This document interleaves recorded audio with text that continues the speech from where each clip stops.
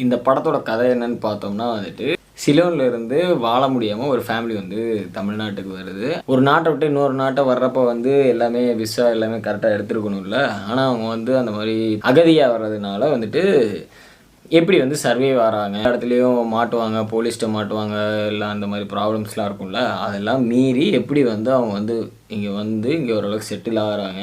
அதுதான் வந்து ஸ்டோரி. அப்படி அகதியா வந்து இங்க என்னென்னலாம் ஸ்ட்ரகிள்ஸ் ஃபேஸ் பண்றாங்க, வ வாழ்றதுக்காக அப்படிங்கிறது தான் வந்து இந்த ஸ்டோரி ஃபுல்லாவே.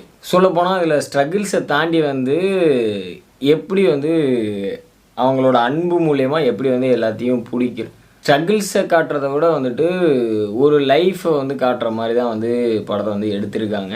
ஒரு மனுஷன் எப்படி வாழணும் அப்படிங்கிறத வந்து ஒரு லைஃப் லெசன் மாரி தான் வந்து எடுத்து வந்து காமிச்சிருக்காங்க. அந்த மாரி வாழ்றது மூலியமா நெறைய சேஞ்சஸ் இருக்குங்கிற மாரி அதத்தான் வந்து காமிச்சு அத ஃபோக்கஸ் பண்ணி